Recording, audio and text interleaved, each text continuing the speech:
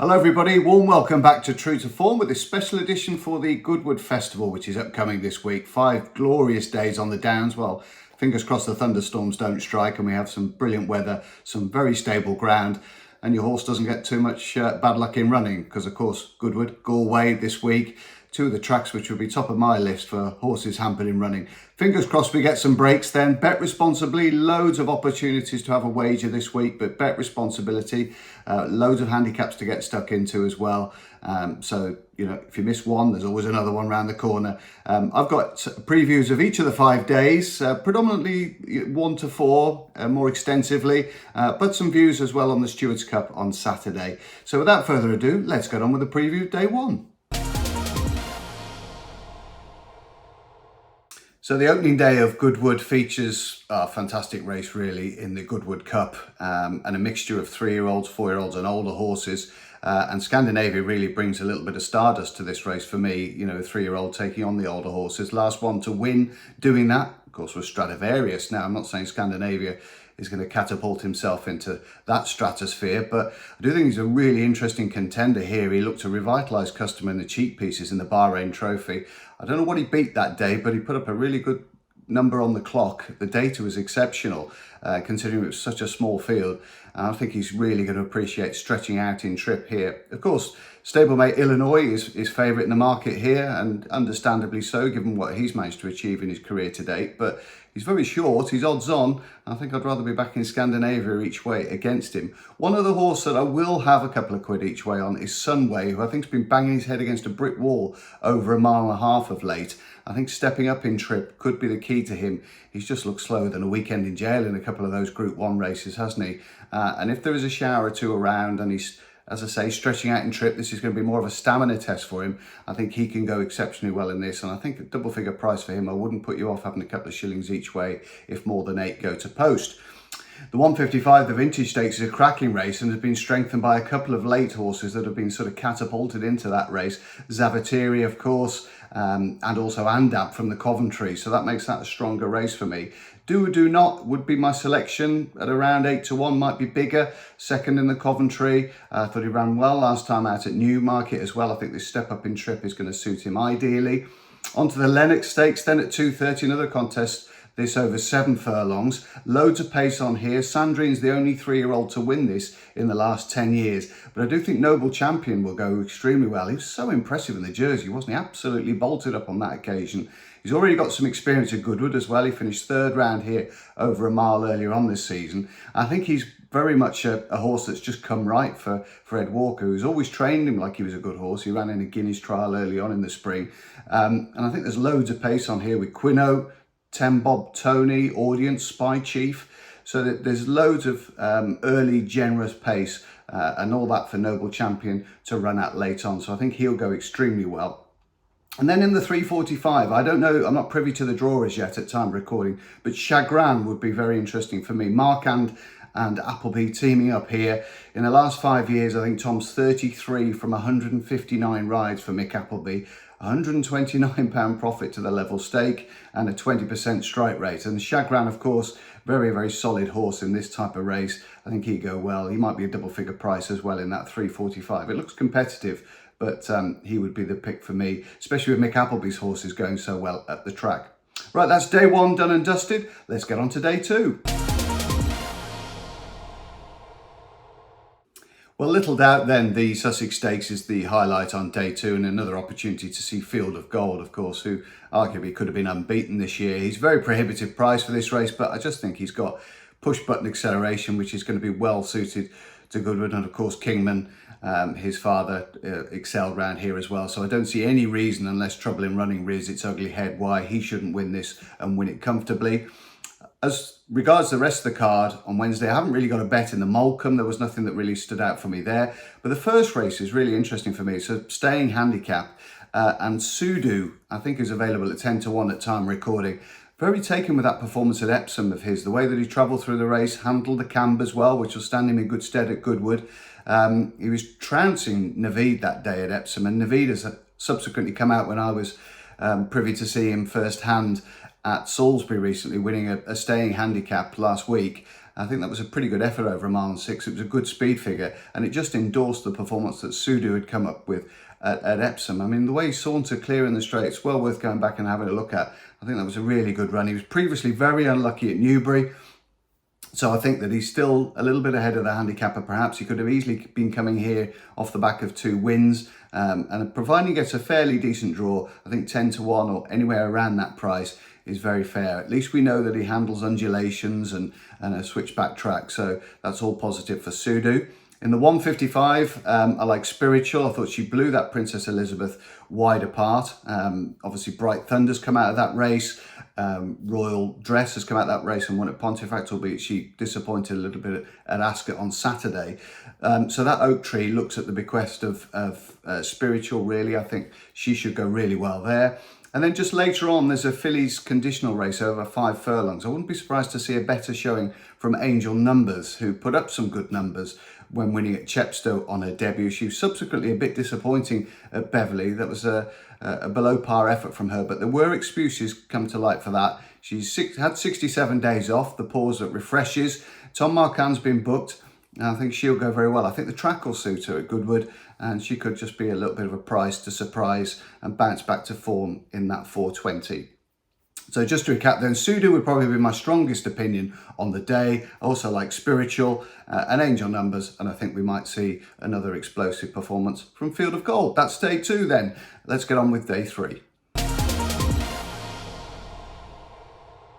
The third day of Goodwood then is, well, I think it features a fascinating duel. Hopefully they make the race in the Qatar Nassau Stakes, and that's between Whirl, of course, and also See the Fire. Andrew Balding going to the well again, trying to beat Whirl. Obviously, Kalpana came up short at the Curragh, subsequently ran an absolute blinder in the King George, and he's keen to take on Whirl again with See the Fire. And I really can't split them. I think they're both tremendous fillies. I'm just going to sit back, enjoy the duel. I don't see anything, perhaps other than the Coronation horseracing, sort of troubling them. I think those two will have it between them. It's a very difficult race to try and pick. It's evens each or 2 for me, so I won't try. I'll start off in the 120 though with a handicap here, and Best Secret looks very interesting. Although he's chalked up as anti-post favourite here, as short as 4 to 1, but also available at 6 to 1. I don't think that's a bad price actually. I thought he was really unlucky at Ascot. He was a long way back, virtually last turning for home, made up loads of ground in that Golden Gates handicap. A really good performance.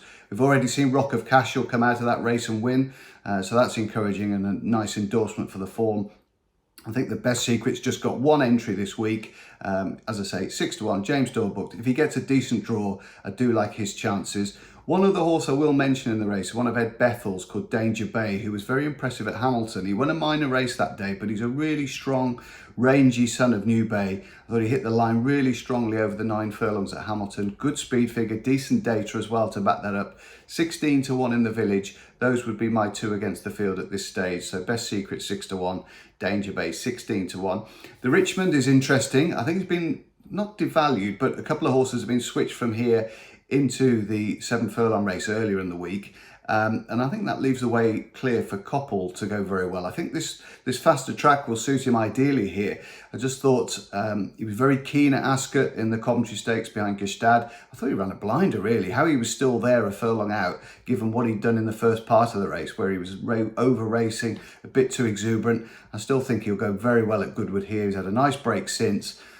This track, I say, downhill track will suit him a little bit ideally. The more speedier horse rather than the horse that probably needs that little stamina kick at the end of, a Coventry Stakes. So the speed figure for that race was great. I think he'll take a good deal of beating in that race. And the Gordon Stakes, a really interesting race for me, this 2:30. Merchant installed short price favourite William Hill 5 to 4.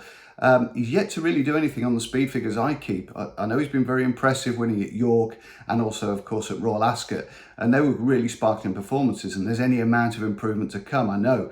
But I thought Zidinadan ran really well in the Irish Derby, of course, leading that way, trying to match it with Lambourne for a good percentage of that race. Only got overhauled late on, and perhaps 1 or 2 came past him late as he tired. But I thought it was a really good run. He's already got experience at Goodwood, of course, because he was running the cocked hat earlier on in the season behind Amalok, his stablemate Amalok, who's a tremendous horse and was only 10 to 1 for a King George. So I think that's rock solid form. And I like Sedinadan. He'll be off in front, won't get mithered, I wouldn't think, for the lead. And I think he might just be able to stretch Merchant a little bit and one or two others of these. And I think he's sort of 6 or 7 to 1 at the moment. I think that strikes me as a very, very fair each way price about Sedinadan.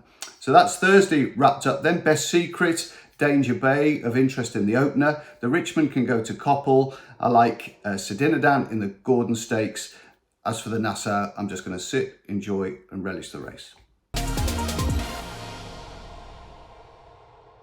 So the fourth day of Glorious Goodwood then features the Qatar King George Stakes, or the King George Qatar Stakes, whichever you prefer. Group 2, of course, in which Asphora is going to be pretty short price favourite, I think, on the back of her performance at Royal Ascot, her performance in the race last year, when Big Evs was just narrowly too strong for her. And I wonder whether it could be more big trouble for Asphora, courtesy of Big Mojo, who we last saw finishing second in the July Cup, a real career best performance from him.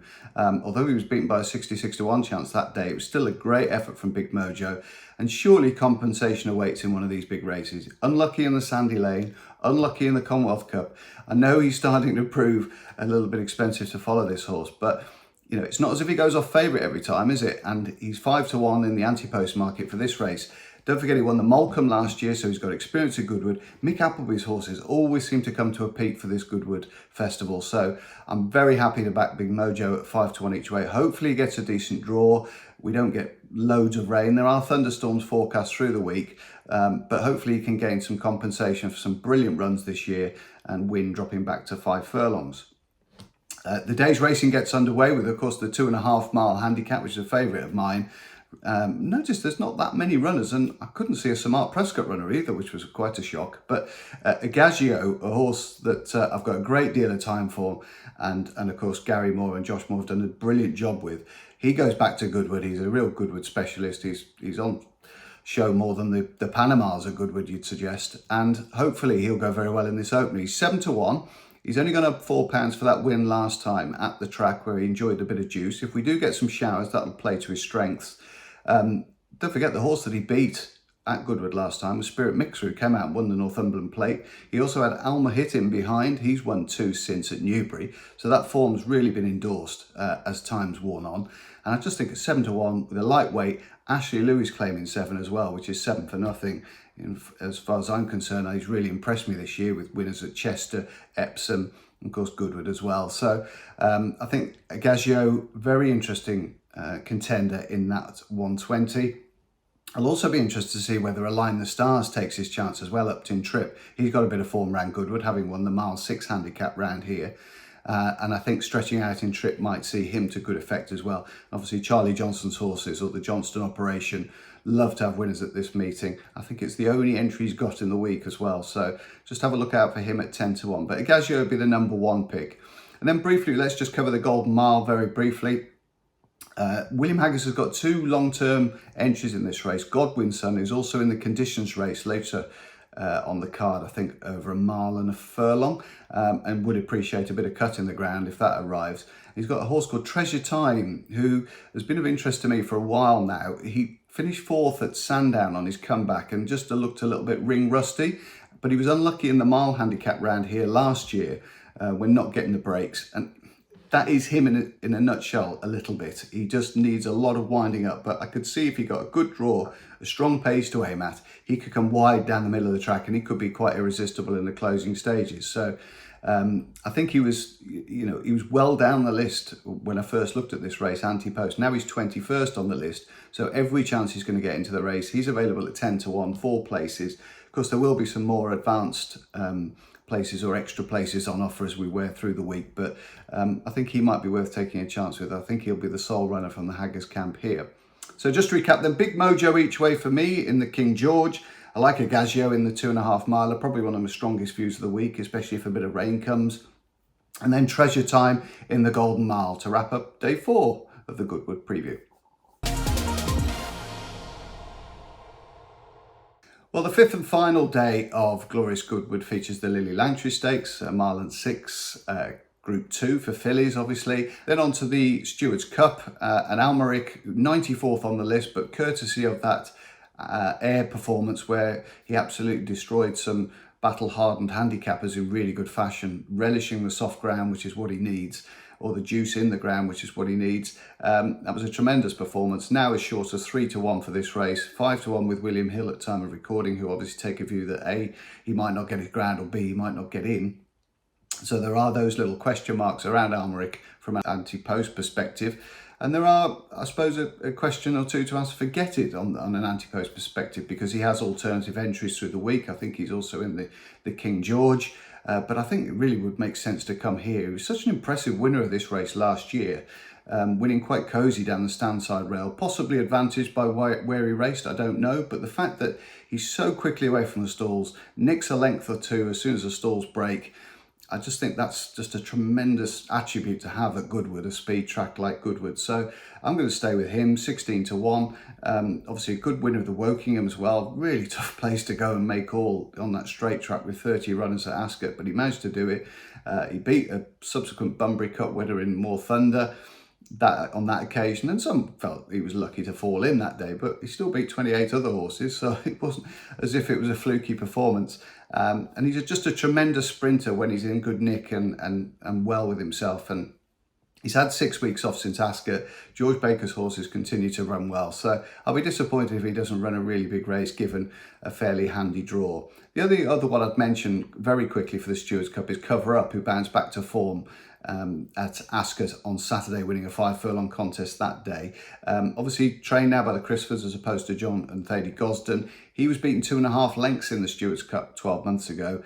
I don't think he was that well favoured by where he raced on that occasion, so I think he'll be of interest again on Saturday. I'll probably have a bet on him as well on Saturday and just put back the 2 Goodwood horses in that traditional cavalry charge. Right, that's the Goodwood preview, done and dusted, all 5 days covered. Hopefully you'll find some decent information in there to help you with your week. I'll be back for York with another special edition of True to Form. Thanks very much for stopping by. Look forward to speaking to you all soon. Bye for now.